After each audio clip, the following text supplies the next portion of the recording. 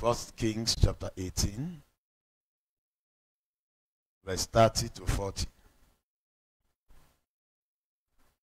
1 Kings chapter number 18, verse 30 to 40. And Elijah said unto all the people, Come near unto me. And all the people came near unto him. And he repaired the altar of the Lord that was broken down. And Elijah took 12 stones, according to the number of the tribes of the sons of Jacob, unto whom the word of the Lord came, saying, Israel shall be thy name. And with the stones he built an altar in the name of the Lord, and he made a trench about the altar, as great as will contain 2 measures of seed. And he put the wood in order, and cut the bullocks in pieces, and laid him on the wood, and said, Fill 4 barrels with water, and pour it on it, and the burnt sacrifice, and on the wood. And he said, Do it the second time. And they did it the second time. And he said, Do it the third time. And they did it the third time. And the water ran round about the altar. And they filled the trench also with water. And it came to pass at the time of the offering of the evening sacrifice, that Elijah the prophet came near and said, Lord, God of Abraham, Isaac, and of Israel, let it be known this day that thou art God in Israel, and that I am thy servant, and that I have done all these things at thy word. Hear me, O Lord, hear me, that these people may know that thou art the Lord God, and that thou hast turned their heart back again. Then the fire of the Lord fell and consumed the burnt sacrifice, and the wood, and the stones, and the dust, and licked up the water that was in the trench. And when all the people saw it, they fell on their faces, and they said, The Lord, he is the God. The Lord, he is the God. And Elijah said unto them, Take the prophets of Baal, and let not one of them escape. And they took them, and Elijah brought them down to Brook Kishon, and slew them there. Blessed be the reading, hearing, and doing of God's word, in Jesus' name.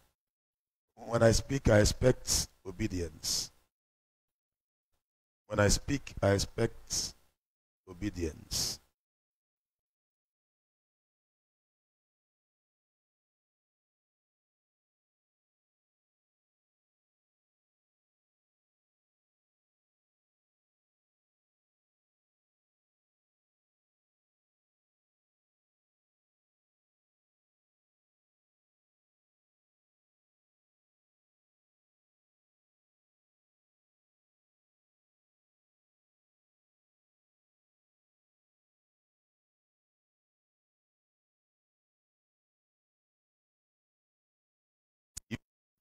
I kept on confessing and began to pay my tithes.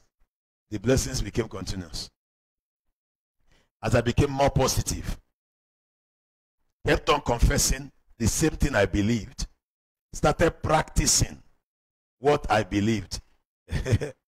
God started blessing me. And the blessing became more constant. I was no more stranded.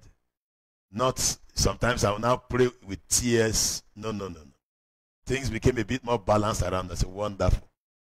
So I remember then I had a conversation with my wife, and I said, if we are paying tithe and it's working, let us be consistent about it. You be keeping the tithe for me. She agreed. So whenever money comes, I'll remove the tithe, and I also keep aside savings. I started doing it. I discovered that we rose out of poverty to a level that at least nothing meets us suddenly and shakes us to shame. Then I came to her and I said, after like a year that we did that, Madam, I discovered that this thing is working. She said, it is true.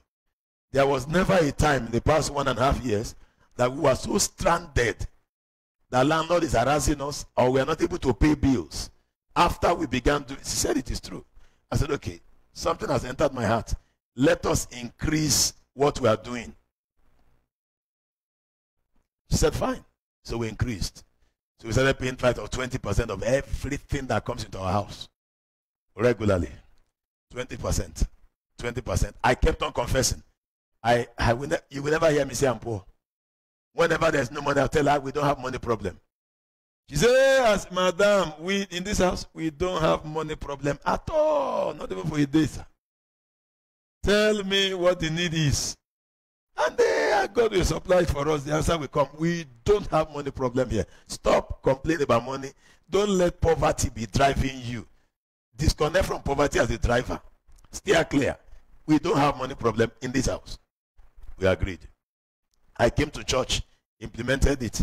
All the staff in those days, Pastor Dennis and all those who were in church, you don't come back and tell me we have money. No way. Just give me the list of what you want. Go and get the exact price and come. Leave me to get the money. So I will collect the list, lift it up to God, the supply will come. So that was how World Changers gradually walked out of poverty.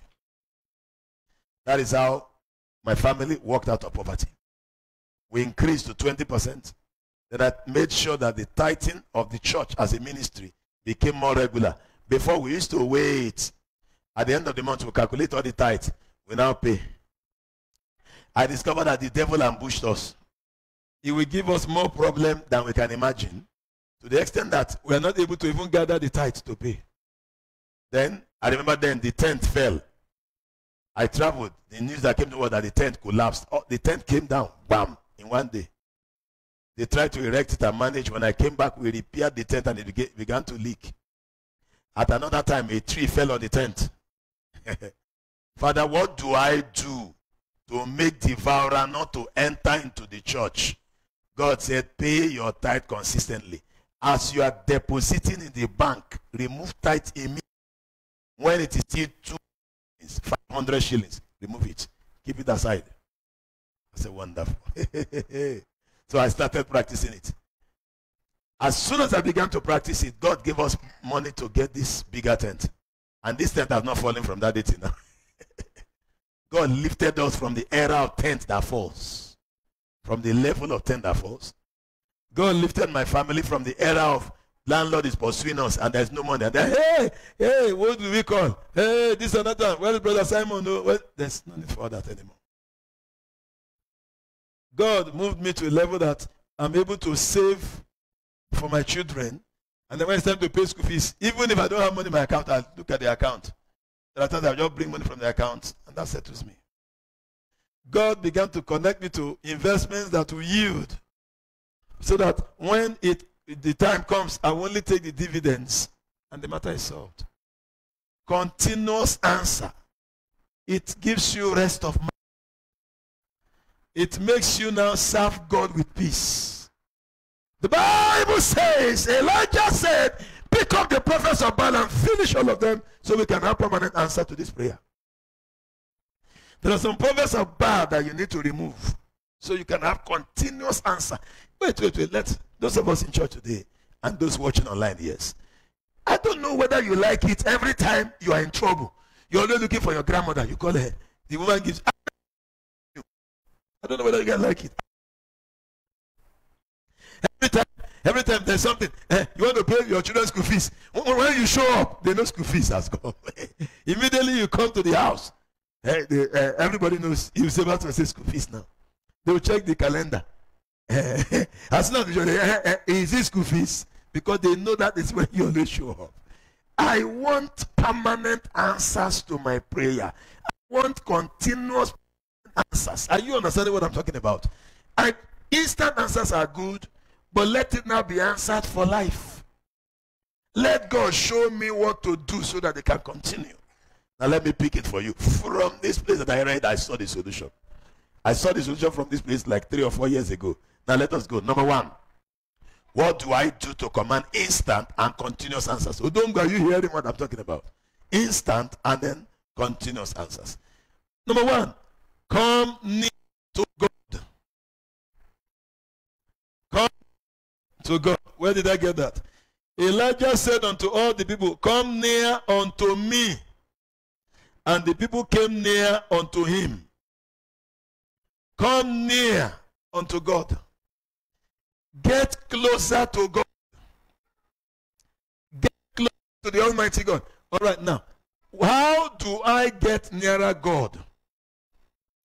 Let us make it a study together. What are the things you do to come near to God? You, talk to me. What are the things you do to come near to God? Yes? No, let's start from small before we go to those. How do I get near to God? Start from. He said, what? Living. Give. Let's start from that. Give your life to Christ.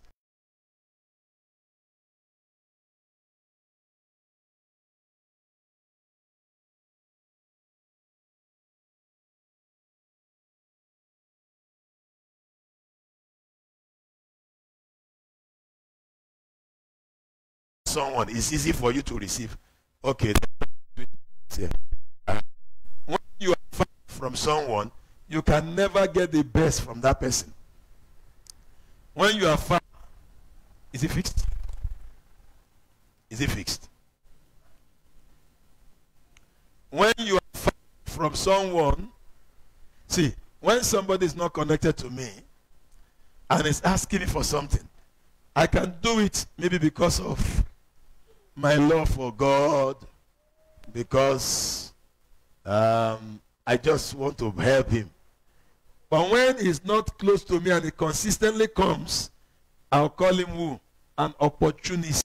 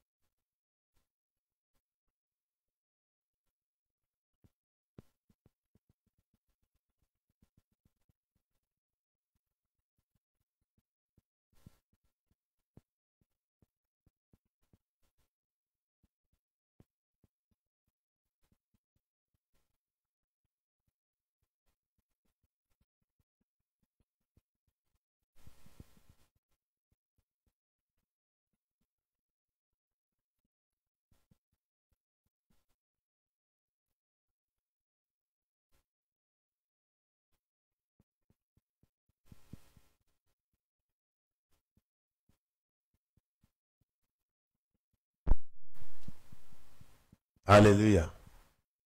All right. He says, study the word of God. Yes. Next person. Be a doer of the word. Okay, you guys, to me, you guys are good, are vague. We'll come there. Get inside. Worship. Praise God. Worship God. Be loyal to God. Those are the things. When you are saying study the word of God, you are still very far. If you need to study before you get close, you're already inside.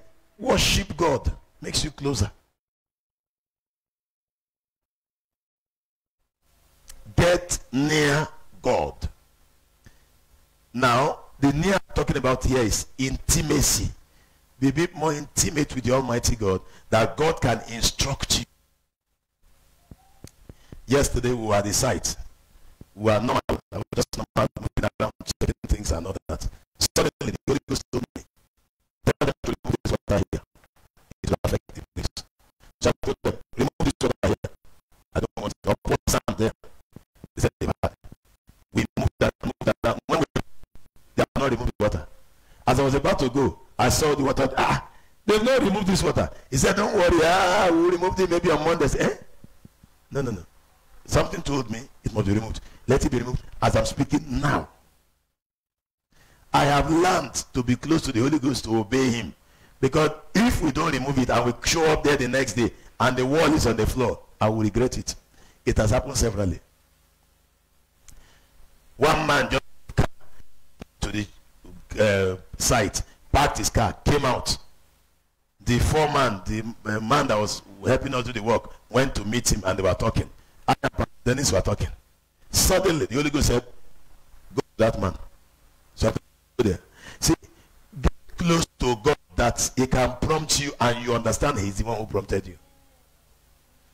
The near. If you want your prayers answered, come near. Be near. Come nearer to God. Stop being far. Stop approaching God from afar off. Approach him from a closer proximity. Have you noticed that when you are close to someone physically, close to that person in heart, you don't need to shout to get things done? Do you know that sometimes you can be close to someone in your mind with the person, you will shout before you talk. For example, in my office this morning, Wycliffe came to the office. He dropped it, and I gave him my son's Bible and told him gently, take the Bible to him, drop it where he's playing keyboard. He did not hear me. He was just near me there. I had to say, take it. That's when I understood. To me, his mind was not there. There was no need for the shouting. He was there in my front like this. And I said, take this Bible, son, drop it by where he's playing keyboard. So when you pick his Bible, he didn't hear me. So I had to. That was when the end. Listen, you can be close. Get close to God so that he can give you instructions. You need instructions. Every minute of your life, you need more instructions to know what to do. Okay, we got to site. He gave me the first instruction. Remove this water here. They didn't remove it immediately. Finally, they removed it. Yes. Go close to that man and talk to that man. Are you understanding me? You need those continuous communication with God so you can get it right. Imagine he told me remove this water and that's the only thing I had, and then he told me again go close to the man and I did not hear that one, and I stood there and we never went close. There was a breakthrough that came yesterday that we never have come, and then me, I didn't hear and I stood there until the man went away. Would I be there? By the time we got close to the man, we started talking with the man, Hey, the man was happy. Oh, you are the pastor. The man said he was telling the other man, is that the pastor? I want to talk to him. Can I go and talk to him? Something told me, go close to the man.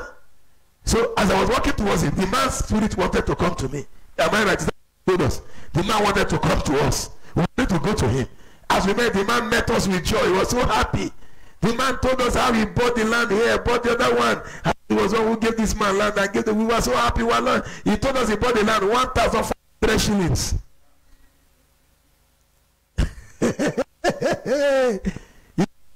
1,400 shillings. A land who went to buy for 5 million. Are you understand? 1,400 shillings. He said they were doing it by ballots. They were even begging them to buy it in those days. So I mistakenly asked him which. He said it was 1974. All of us cooled down.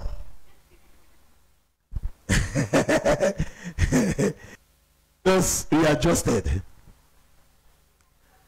He said, so now it's 5 million. He said the other one around the other area is 10 million. Where he is living now, he bought it for 2 million, but now it's 30 million. We're just looking at him. Then suddenly, the Holy Ghost told me, ask him to give you this place for parking. Immediately I said, sir, can I ask you something? He said, go ahead. I said, sir, can we park our cars here? He said, no problem. He said, but if you want to build on it, let me know. Tell me if you want to build. But if you're not building, you can park there anytime. I'm telling you. And the man that was working there told me they used dogs to pursue him from that place 1 month ago. He was dropping stones. The stones they were using to lay the foundation there. And the son-in-law of the man brought some bulldogs. And he ran like. Now, look at the way God solved that problem. Just by instruction. Get close to that man now. And I moved. He gave me his number. So I called him. The thing rang in his pocket. So he stored my number. And that's how we settled it. So I told him, he said he will come to church. He will come. He will come. So we prayed for him and he was happy. Are you hearing somebody? See, you need to get close to God so that I can talk to you consistently. There are simple instructions that you need to know immediately, part time, so that your life can make progress. Come near to God. Don't be far. I enjoy closeness to God. It makes things work for me. It makes life easier. Get close to God. 2 Chronicles 7 verse 13. 2 Chronicles 7 13. The Bible says, if I shut up the heaven and there be no rain, if I command the locusts to devour the land, and if I send pestilence among my people, if my people which are called by my name shall humble themselves and pray and seek my face and turn from their wicked ways, then will I hear from heaven and will forgive their sins and heal their land. Now my eyes shall be open and my ears attend unto the prayers that is made in this place. See this verse 15. 2 Chronicles 7 verse 15 is what we are going to imprint on that land in the next few minutes. Every prayer we make on that land, God will answer it. That place will be house of, not just house of prayer, house of answer to prayers. Don't forget. House of what? Answer. The new land we're going to is house of what? Answer to prayer, not just house of prayers.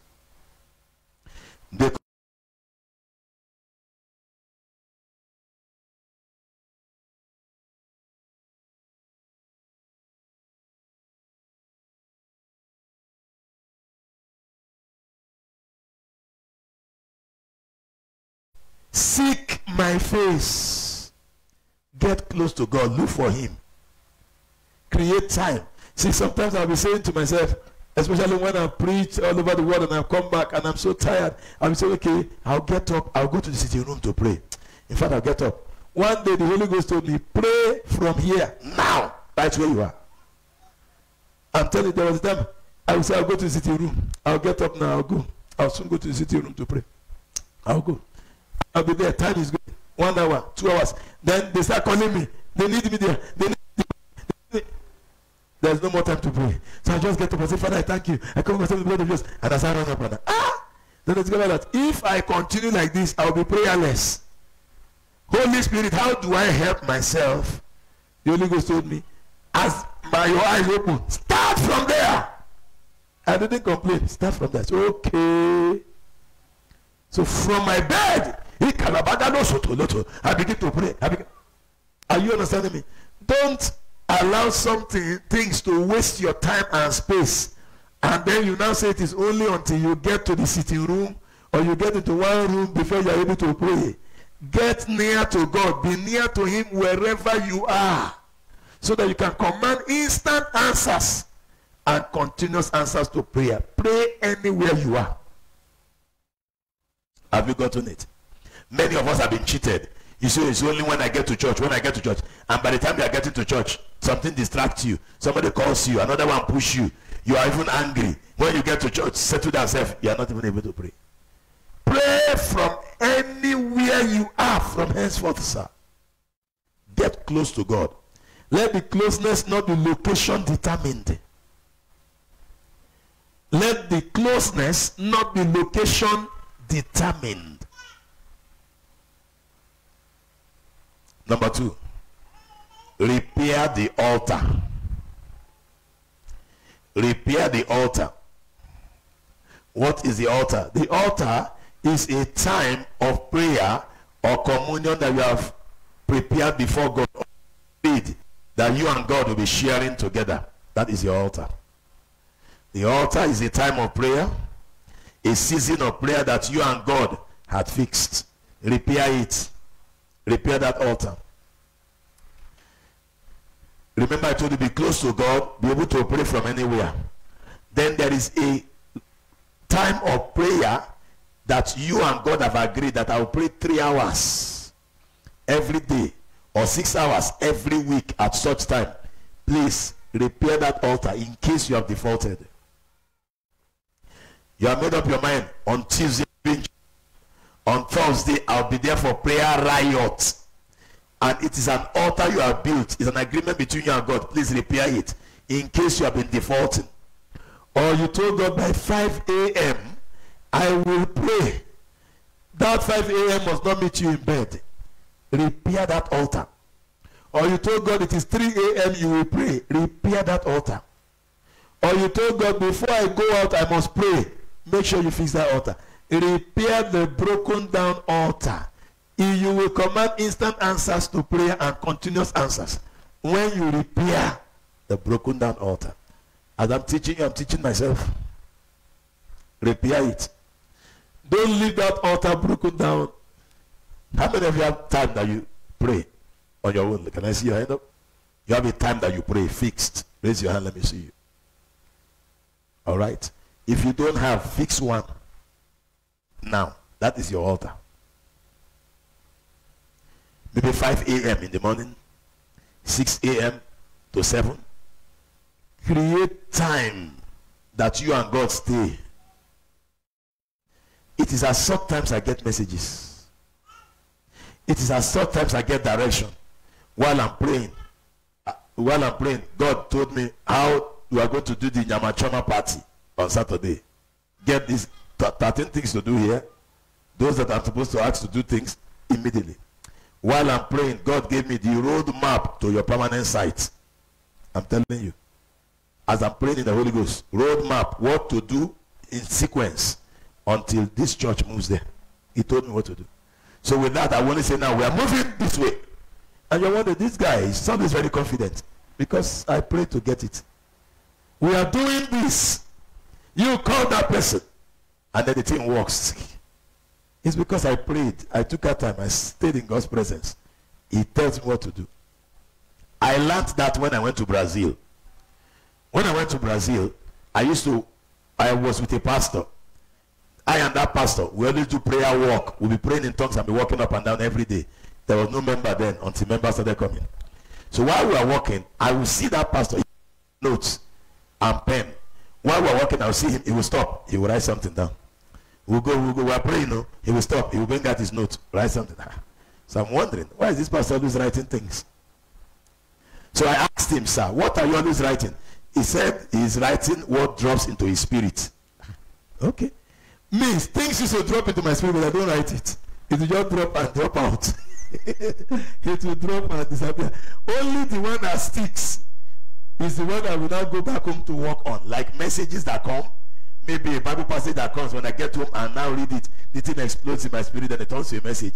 But there are many things that drop and I don't even know it was dropping. So, but that pastor is always carrying a note. He will just stop. He will write. He will stop. What is this pastor writing? So excuse me, sir. I always see you writing. I thought we were going to pray in tongues continuously, no stopping. Say, while you are praying, God draws something to your spirit. Say, God draws something in my spirit. So I wrote it down. Oh. And God used to drop things in my spirit, but I just leave it. That was how I started gathering ideas. The thing registered, oh, so God speaks when you are praying. So I also got my iPad. Then I didn't have iPad notes. That's when I started carrying diary. I started writing down things that gave me direction in life. That was how I got this tune for this song that we sing. We have a vision for the new Kenya. I sang it into a tape. That's how it came. God told me that is a song that you guys are going to be singing all over the world some years from today. What? So I quickly recorded the tune, not the lyrics. The lyrics came one night when I just got married, we were sleeping in the night and God woke me up and gave me the words in Benin City, Nigeria. So I was singing it and writing. Singing it, and I asked her, is it connected? She said, before. So how do I know whether it's connected? I said, but hear this. So he said, I don't know, I've not heard it before, so I don't know whether it's connected or not. That's okay, fine. So I sang it alone, and hallelujah. Are you following me, somebody?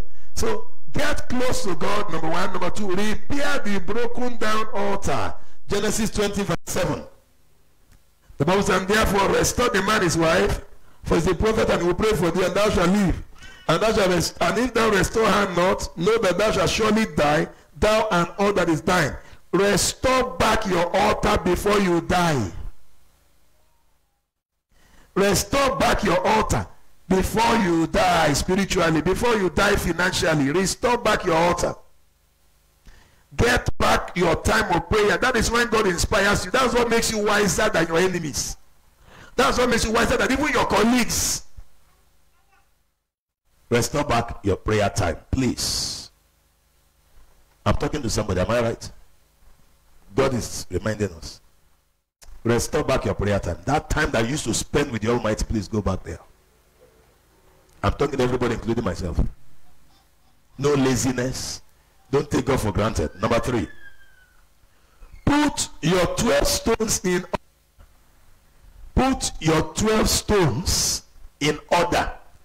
Everybody have 12 stones that support their destiny. 12 stones. Can I show you the 12 stones? When I was meditating, God told me the 12 stones is Bible passages that minister to you. Bible passages that talk about your situation. Those are your 12 stones. Your 12 stones are scriptures that you can hold on in the day of adversity. Your 12 stones are scriptures that when you quote it, heaven responds at attention. Your 12 stones, now listen carefully, are your Rhema word. Your Rhema word. The Rhema word supporting you. We just got one Rhema word. God said he will attend unto all the prayers that is made in the land where we're going to. Is a Rhema word. Are you understanding me? Now 2 Chronicles chapter 7 verse 15. He said we should go and imprint it on that land. That every prayer that is made here will be answered. And then we should call it the house of answer to prayer, not just a house of prayer. That's the Rhema word. Are you following me, somebody? Locate minimum of 12 Rhema word to support you, sir. 12 stones. Rhema word is a stone that can keep you, that can make you strong in the day of adversity. For example, when we were having an attack here, and I told Pastor Brother Philip to go and locate a new place where we can move to. And they started looking for another place. And the attack was massive. Men were leaving. Things were happening. I didn't like how it was happening. I was not happy. I was trying to get money so we can pay rent. So we can do this.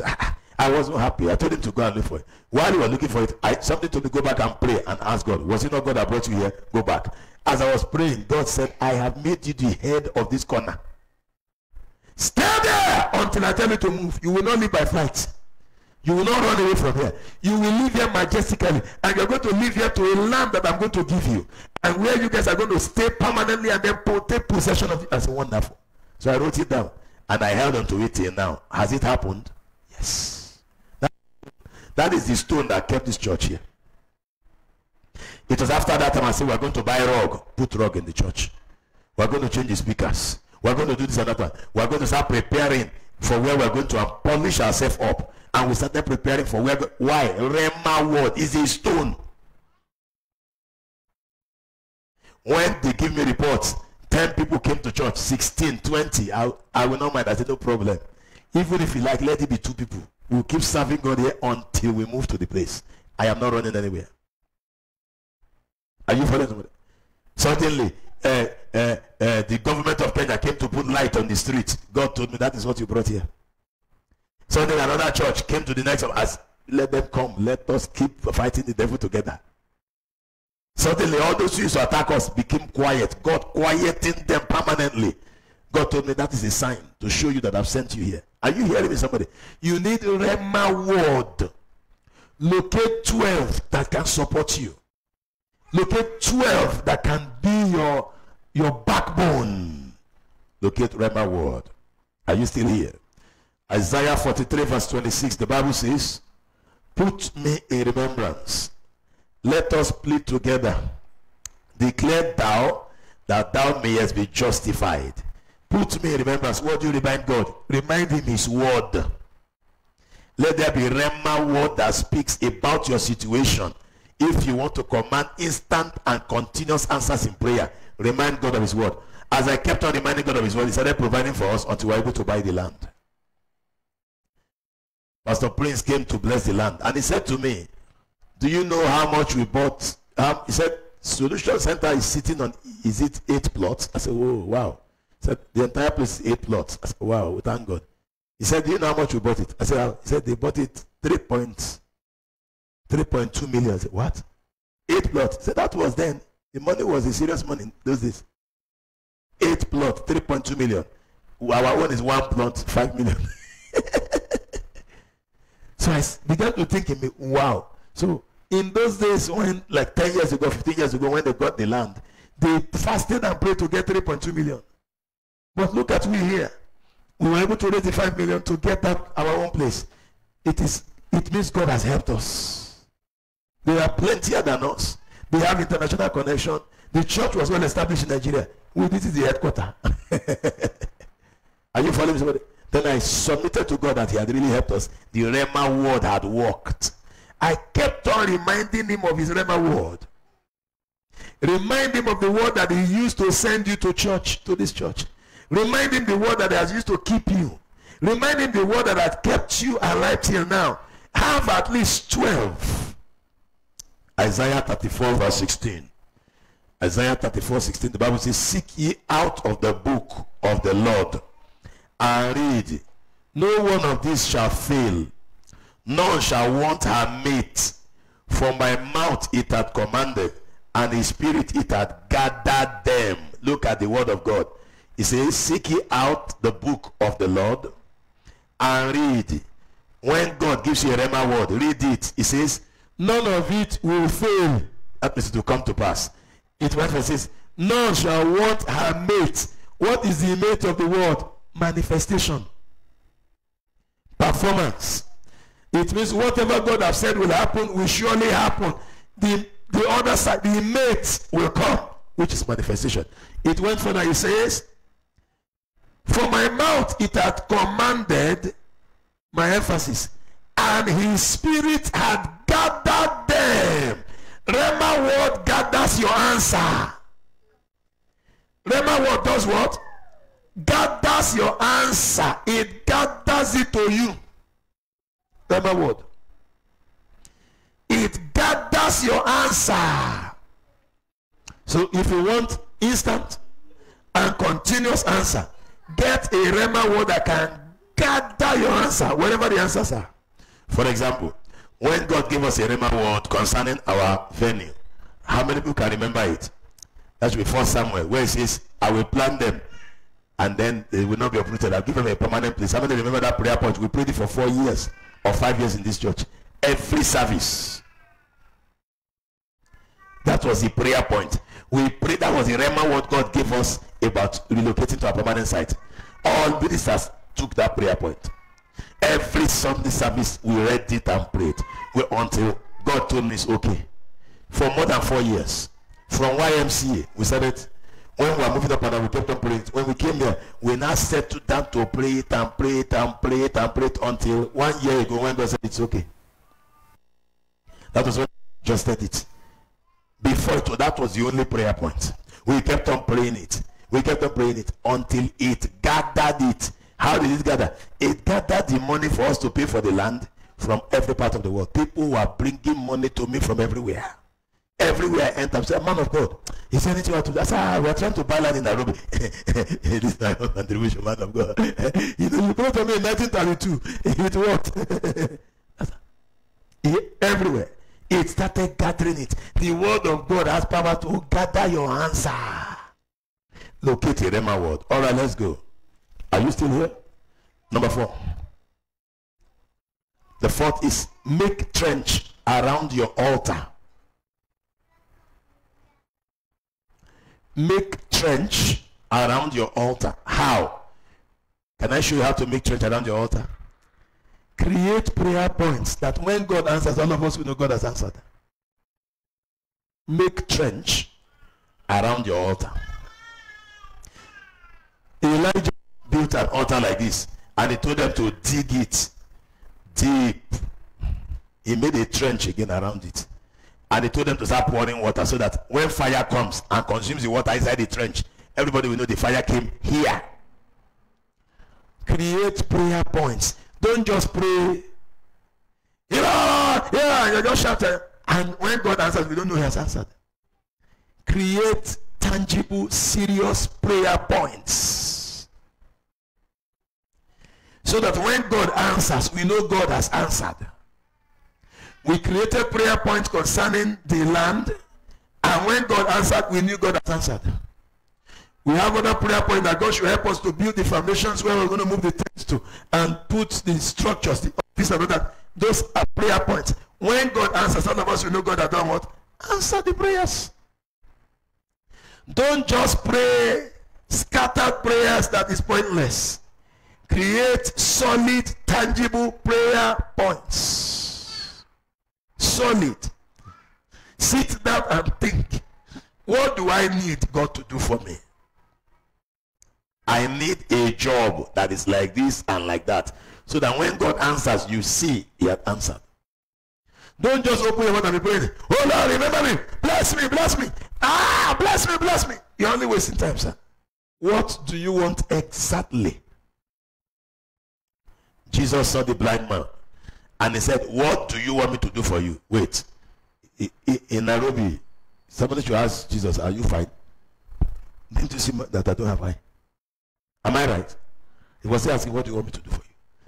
Create specific prayer points. If you want to command answer to prayers, specific prayer points, please. I told you guys there was a time I was asking God to give me 1 million naira.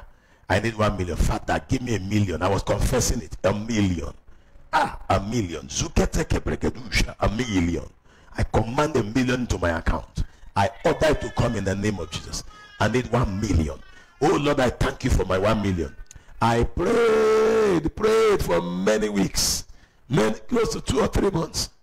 Then one day while I was praying, the Holy Ghost asked me, what do you need the 1 million naira for? I said, thank you, Jesus. It means the million is about to come. So I quickly got the paper. I said, write it. 5 trousers, 5 suits. I already knew their price in my head. So I wrote 5 shoes. By the time I calculated it, they were like 100,000. I said, no. So I increased it 10,000. 10 shoes. Then I was wondering, if I have 10 shoes, people would think something has happened to me. How can I carry 10 shoes and put in my house? At this level, no, I don't need 10 shoes. Let me advise myself. Let me get 5 first. So I wrote 5. Then I check. 10 suits. New suits. People would think I've stolen. It's better let me start with 5. I'm telling my thinking. Let me start with 5. Then when 5 come, I pay for another 5. So I reduced again to 5. I wrote. By the time I finished writing, everything I wrote was 150,000. The Holy Ghost told me, you need 150,000, not 1 million. I got discouraged. Why is this limiting what I want from God? Then I discovered that I was asking God for what does not have need in my life. Do you know that within 2-3 weeks I got the money? I got the suits. Then I reviewed and increased. And then God began to bless me. And I discovered that God don't give you what you don't need at the beginning. He doesn't give you what you don't need at the beginning. It is when you get consistent in being a blessing, that is when God begins to give you what you now, but you'll always need. At the beginning, when God wants to give you, He doesn't give you what you don't need. Okay, let us use children as an example. How many of you buy your children cars that they don't need when they are still a baby? You don't do such things. You only give your child what he needs or she needs per time.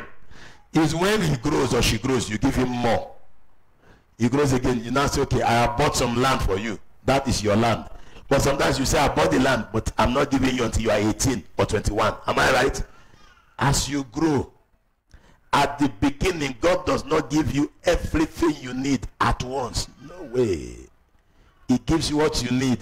By the time he sees that you are able to take care of it, he gives you more. He gives you more. Until he now says, this is your estate. The Bible says, if you are not able to take care of what does not belong to you, God will not give you what belongs to you. So in fact, at the beginning, he tests you with what does not belong to you, whether you take care of it. If you take care of it, you pass. Then you qualify for small to check whether you manage it well.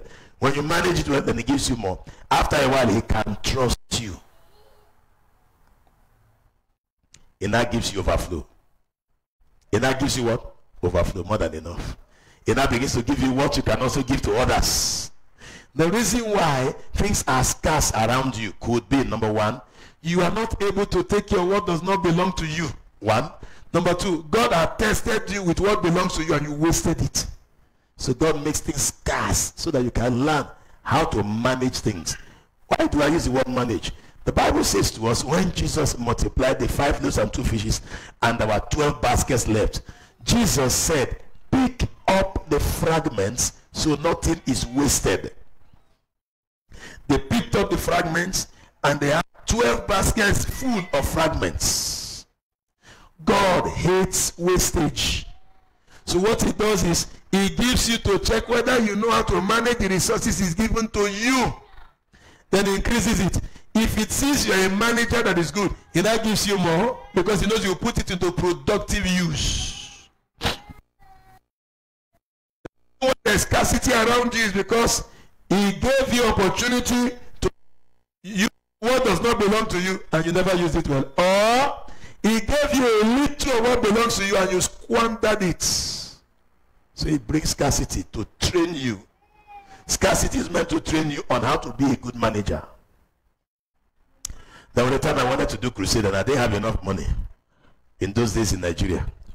And I think Reverend Joe was going to come to that crusade. So I called him and I told him, please sir, pray for me sir. I don't have enough money to run this crusade. He laughed. He said, whenever there is scarcity, it makes your intelligence switch on. It activates creativity. I said, I didn't hear you sir. He said scarcity activates creativity. So I went back. I said, yes sir, okay sir. So I went back to pray. Father, teach me how to run this crusade without money. And God gave me wisdom. He told me, call that person. Tell the person you need equipment. Call that other person. Tell the person you need this. And I did that. I did crusade without money. Scarcity creates what? Creativity. Many times God allows things to be scarce so that you can use your brain. Do you know if you have all the money, you just pour it down and say, let us do it. Yes, the money is available. Let us do it. Am I right? But when you don't have the money, you think of how to manage. For example, they were building sites and they told me they need money for labor today. Tomorrow they will need another money for labor and also to press it. And the next day they need another money for labor. So I said to myself, excuse me sir, can we do both the labor and the pressing at the same time so I can pay once? The man said no, we must do labor first today and not press tomorrow. I said, okay, please stop the work. Yes, I am the one paying. Stop the work. I'm not ready. When I came back and I got there, sir, can we do labor and pressing the same day? He said yes, start the work. Because that will save me money of labor of one day. While I got there when they were doing the pressing, and there was nothing strange. I was there for 3 or 4 hours. They were doing the whole thing together. Would have wasted money on 2 days. Why? If I had the money, I said, okay, fine. Go ahead, let them do it. Laborers will come, put one block, sit down, drink. walk up and down, urinate, come back here, put another block. The day is over. They'll come again the next day. So I said, excuse me, sir. Every block that is brought here must finish today. Why? When there's scarcity, it brings creativity. Your becomes. Have you noticed, even women, when you don't have enough food in the house, that is when you learn how to manage the one you have. That is when you turn mushroom to meat.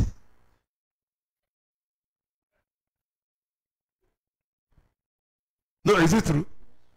You will now turn mushroom to meat. Crayfish becomes an important guest on the table. Ordinary crayfish. That is when vegetable becomes very important. That is when you package it in a way that even your children will be thanking God they ate that kind of sweet soup.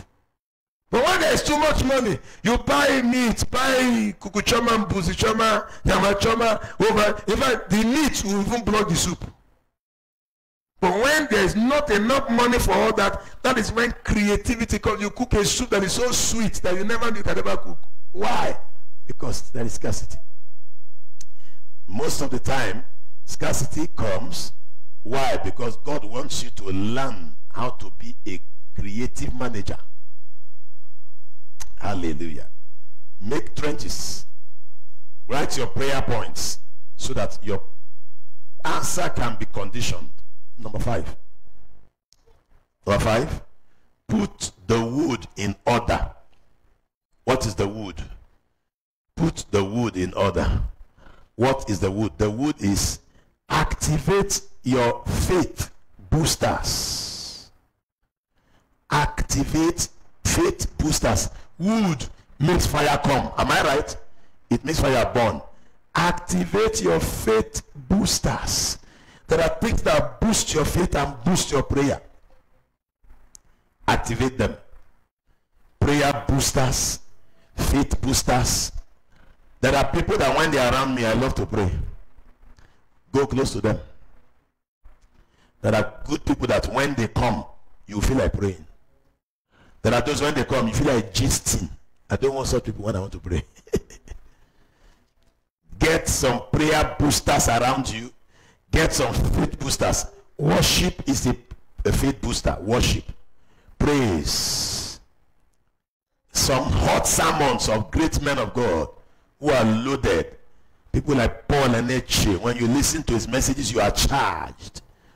When you listen to Reverend Joe's messages online, you are charged.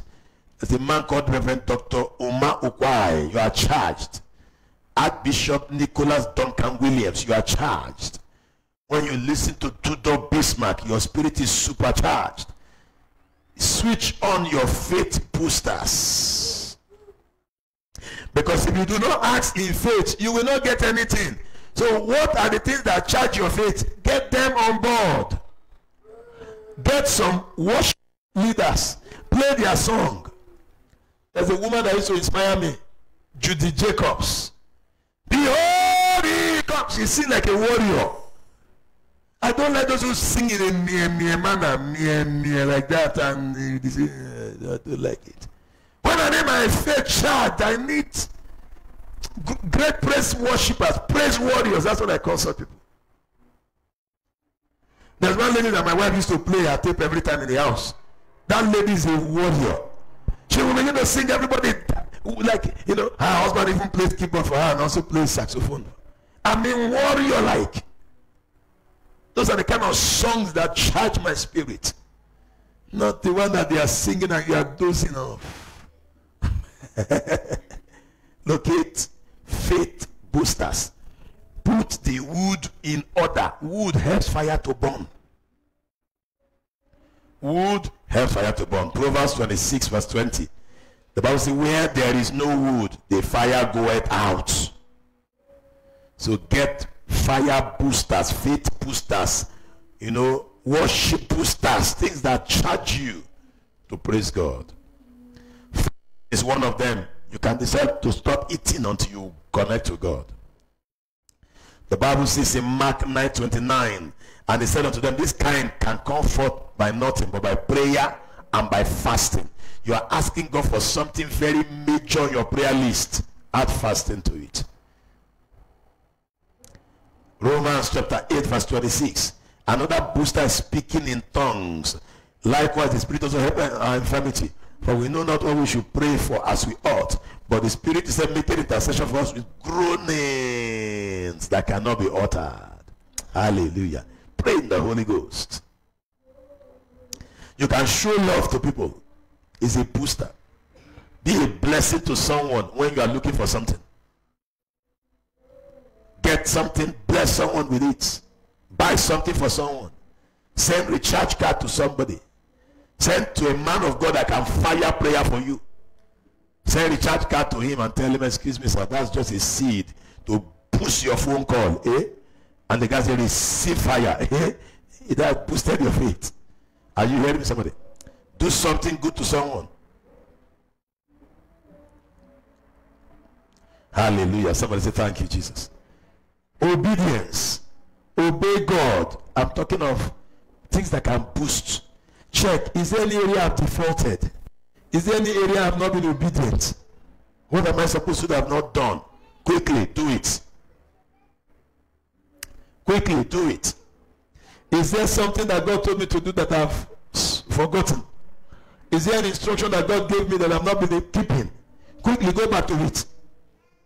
Is there something that God told me to do that I didn't even write down and I have not done it? You quickly get back and say, hey, God told me to be coming to church to sweep. Let me go and sweep. To wipe the chair. Wipe. God told me to always set the wire. I didn't come. Let me go and set the wire. Go back to your first love. Those are things that will boost your spirit. God told me to always give the children food. Go and get their food. Use your last change to get the food. God told me to pay somebody's transport. You call the person, hey, you see the transport? Yeah, take transport. That can tear your door open, sir. Go back to obedience.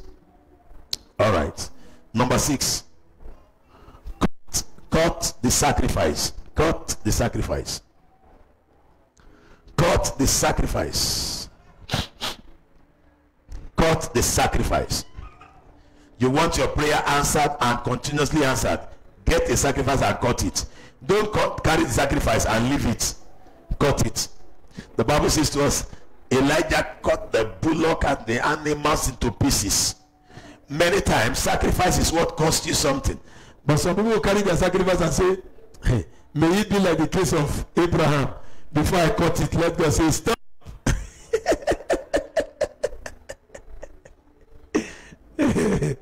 One man told me that.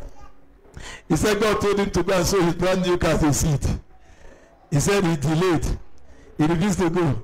God told him again. He refused to go. Then God told his wife. So he knew God meant, because his wife loved that car. So the two of them now agree, let's go and sow the car. He said while they were driving the car, they were still waiting for God to just say, it's okay, don't go. He told me, said he was waiting on God, that God would just say, it's all right, you can go home. And sorted the man out. He said they drove the car to the place, still waiting. When they got there, they were afraid. But before the service is over, let God just say, it's okay, don't bring the car again. In fact, the pastor was preaching. They were just waiting to hear it's okay from his mouth. The pastor preached, he didn't say it's okay. Then the man went to the office, they were looking at each other again. So it means God means business. God wants to collect this car from us. Chai. And they dropped the car and walked away, and their fortune turned around. It is only Abraham that God said it's okay to. Okay, drop your own. Drop your own. Hallelujah. Now, in Genesis 22 verse 10, and Abraham stretched forth his hand and took the knife to slay his son. Stretch your hand. Do exactly what God told you to do. Do it. Do exactly. There was a time I went to Nigeria and God said to me, pay this person's school fees. The money I had in my account was 60,000 naira. And the person's school fees were 50,000. God said, pay. I didn't like it. How can the person collect more? What will be left to be 10,000? But God said, pay. So I agreed. I paid that money on Friday. I gave the person the 50,000, remaining 10,000 in my account. On Saturday, somebody came to Nigeria and called me and said I should come for dinner at Sheraton Hotel. So I went for dinner. The lady said wanted to discuss some things with me on spiritual stuff. So I wore my suit and I appeared in Sheraton Hotel for the dinner. It was a buffet. We ate. After eating the buffet, the person said, how do you run your ministry? I said, I run my ministry by faith. He said, well, you are just everywhere, doing this and that. I said, yes, God is helping me. I give God praise. He said, okay, fine. I'll do something. And then the person just hid and signed check and gave it to me in an envelope. So I hid it too. When somebody, from when I messed up with Pastor Charles, I don't mess up again. So I hid it too in my pocket and I went away. As I went away, I opened it. The person gave me 250,000. So I said, wow. So I gave somebody 50,000. The other day, remaining 10,000. Now 250. Thank you, Jesus. If I did not obey, it will not boost my harvest. Yes. It will not. It will not boost my harvest. One day I was on this altar. I had 50,000 on my M-Pesa. We needed to pay rent. God said, send that 50,000 to watching just pay bill. 50. Father, please, I need to pay children's school fees. He said, send it. So I sent it on the altar. The thing entered. As I was climbing the staircase, somebody sent me a text and said, sir, empty your M-Pesa account. I'm about to send the serious money to you. So I said, this over empty is worrying the territory. So I entered the office. As soon as we finished praying, the person sent the first 70,000. Wow. He said I should move it elsewhere. I want to send another one. It's wonderful. Are you following me? That was when I needed to buy the chair in my sitting room. The present chair I'm using. So I cleared this. Another one came in. Wham. The next I just went to the chair place. Well, how much did they call the chair, Jody? The matter was solved. And I had access to do other things. Are you hearing what I'm talking about? See, there are things you do. Cut the sacrifice. Don't take the sacrifice home. I was preaching somewhere. Some people were asked to bring seed and they brought their seed. Somebody brought his seed to the altar and took it back. Yes.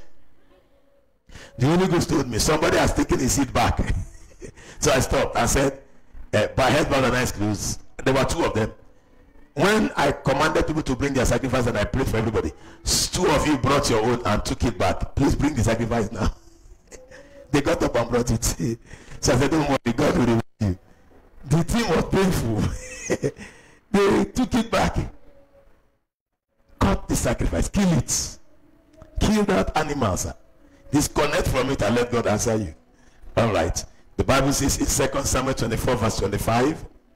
2 Samuel 24:25, and David built there an altar unto the Lord and offered burnt offering and peace offering. So the Lord was entreated for the land, and the plague was stayed from Israel. It is when you cut the sacrifice that the plague stops. 1 Kings 3 verse 4 to 5. 1 Kings 3:4, the Bible says, and the king went to Gibeon to sacrifice there, for that was the great high place. 1,000 burnt offering the Solomon offer upon that altar. In Gibeon, the Lord appeared to Solomon in a dream by night, and God said, ask what I shall give thee. When you cut the sacrifice, God will appear. If you want God to appear in your case, cut the sacrifice. All right, number 7, pour the 4 barrels of water 3 times into the trench. What does that mean? Pour the 4, remember they have built the trench. I told you that's prayer point. He now said, pour water. 4 barrels. Like 4 gallons of water times 3. So, I remember they wanted fire. Water is supposed to quench fire. Am I right? Fantastic. I will give you one dangerous key now. Can I go ahead?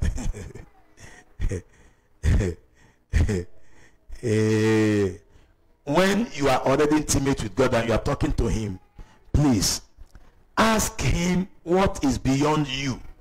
Ask him what is his size. You didn't understand? You understand now? Ask God for what is God's size and not what is your size. Don't limit God. That's what it means. When you are on the altar, pour water. Water is supposed to quench the fire. You are about to pray that fire should fall, and you are pouring water. Are you not the one quenching the fire? Am I right? That's what In physical realm, that's what it means. But in the spiritual realm, it's a sign that you have faith. In the spiritual realm, it's a sign that you have faith. It's a sign that you have faith.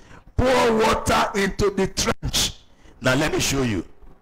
When we were about to build, to move, God spoke to me and said, as you people are moving to the new site, make sure excellence is your watchword.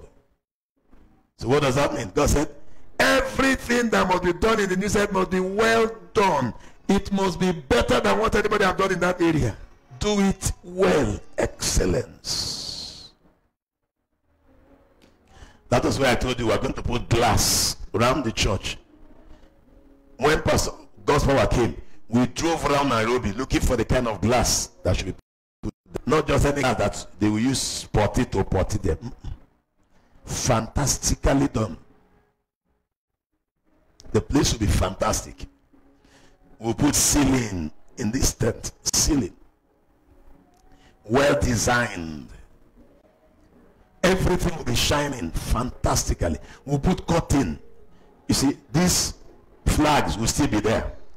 We're going to clean the flags up, fix them. Under the flags, there'll be curtain around the church that we can tie with ribbon. Are you following somebody? The church will be fantastically done by the grace of God. When you are asking God for something, don't ask God for just anything. Ask him for good things. Because the same faith you are using to get anything is the same faith you are using to get, going to use to get good things. So if you are asking God for a car, please ask him for a quality good car. Are you following somebody? You are asking God for a suit. Ask him for a good suit, not the suit that makes you look like an arm robber. Anytime you have access to God, ask for the best. For example, they have a saying in Nigeria, they said, somebody who have not eaten food for a long time must not eat rotten food when it is time to finally eat. Let that person eat good food, quality food. Build trenches, pour water, put God to test so that everybody will know that it is God that did it for you. Don't limit God. Ask for quality things. Ask according to the size of God, not according to your size. Ask for something that will overshadow your problem and make everybody know you got a solution. Did you get it?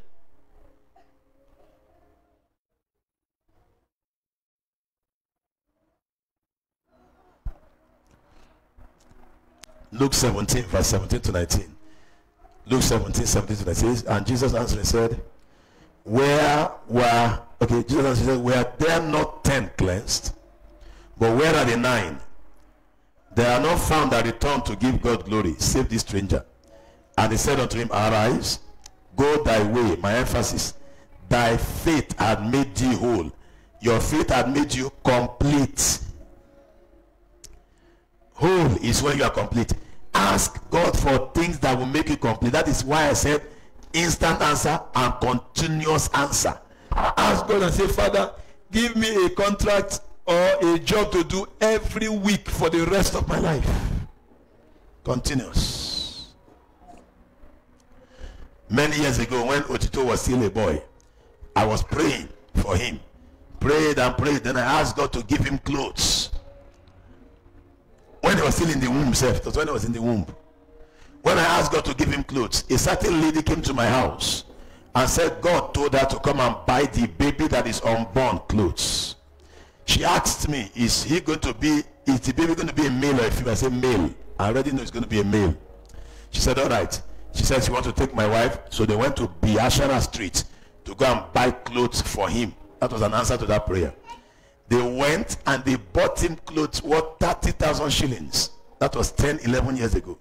They bought clothes and they brought it home before he was born. So I went to thank God. As I was thanking God, something told me, ask for his clothes. So I said, Father, give him clothes for the next 40 years of his life. I thought I was saying 20 years. Then I said 40 years.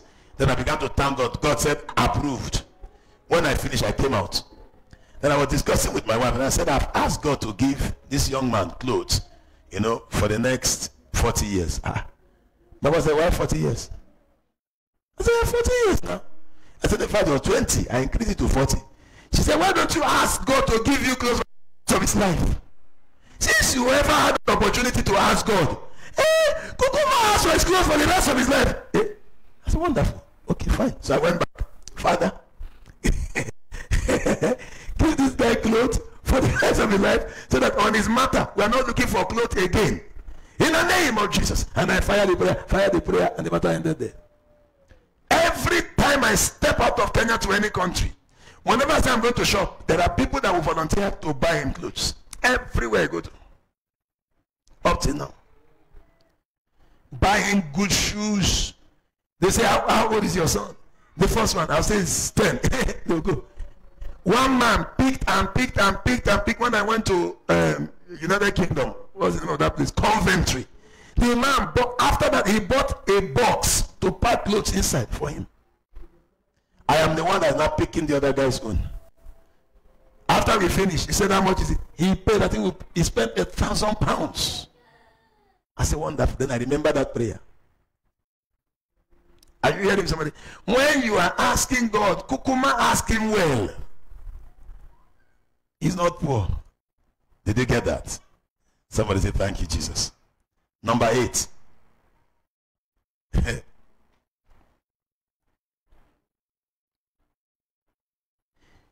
Destroy what will make the answers truncated.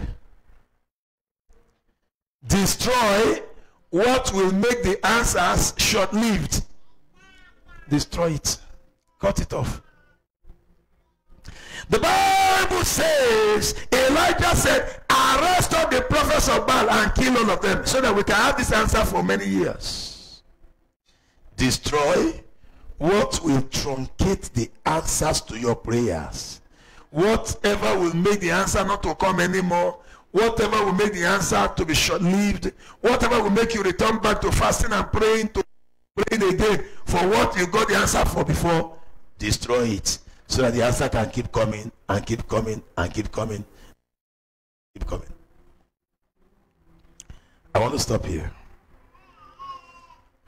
And when you are talking to God, talk to God with authority. Be bold. Whenever you ask God something boldly, it's a sign that you have faith. Be bold.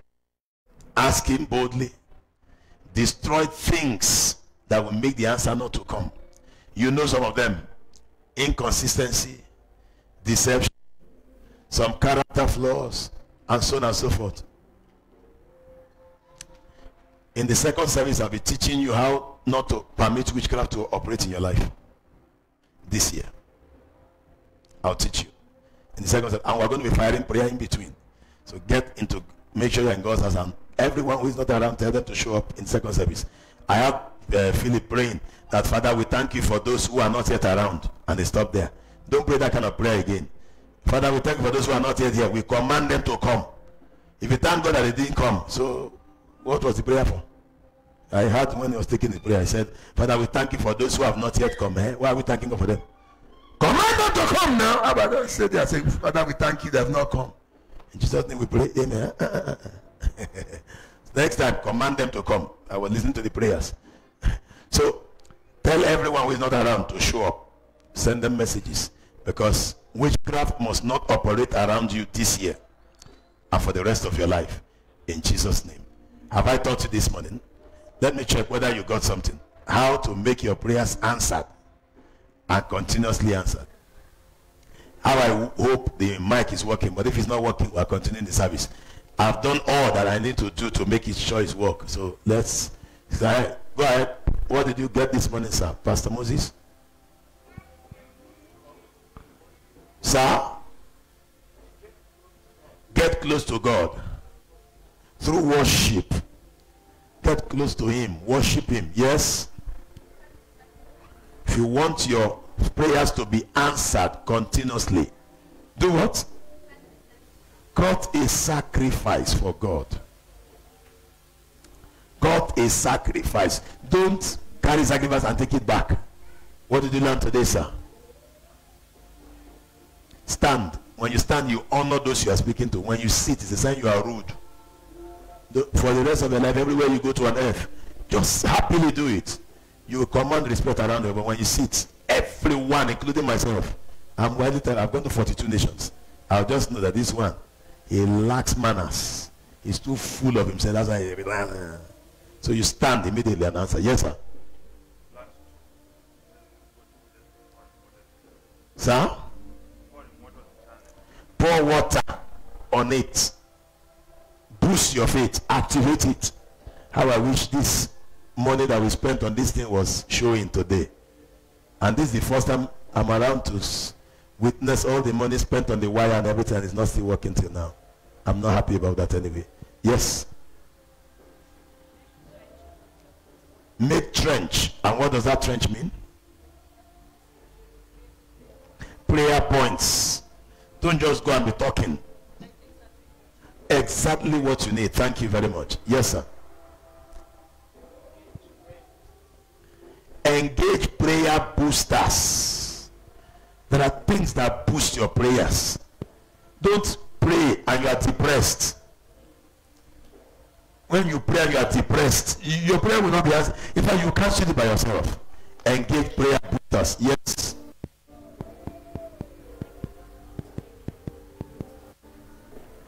When you don't know how to take care of what belongs to others, you will never get yours. Take care of what belongs to other people. Make them comfortable. Take care of what to you. Take care of what God has given to you. We're going to give you small things.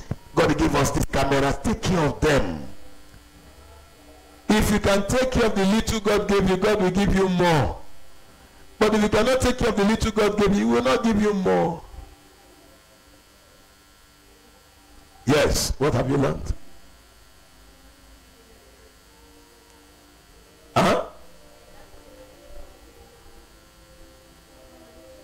Keep talking. Put the wood on the altar. What does that represent?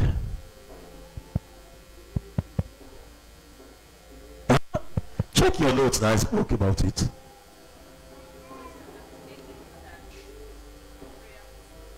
Activate your prayer and faith boosters.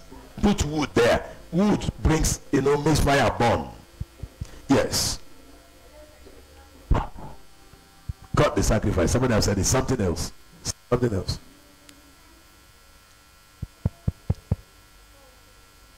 Put into the trench. Stretch your faith. Ask God for things that will last. Stretch your faith. Yes, ma'am. I should repair my altar by servicing the specific time. I told God I'll come. Look at the specific times you want to pray. Pray at such times. Pray at such times. Repair prayer. Let the altar of prayer be alive. Yes. Put your 12 stones in order. What does that mean? Fantastic. Get Bible passages that speak about your issue. That's what you can rely on and hold on. And your answer will come. Next. Ask God for his size and his own size. Ask God for what? Huh? Ask God for his size. Size? Oh, okay. Ask God for his size. No, not the size of sacrifice. His size of answer. His size of blessing. Believe God for God's size of blessing. Not your own size. Next person. Sir? What does it mean? Yeah. Create prayer points so that your prayers can be pointed and directed. Yes, ma'am. switch on your faith and prayer boosters. Yes, sir.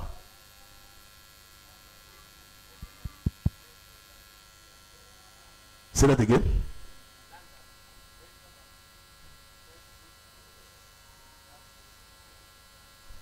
Yes, speaking in tongues and through fasting. All right. For those online, sorry for you are not hearing. My guys will wake up very soon. In Jesus' name. Father, we thank you.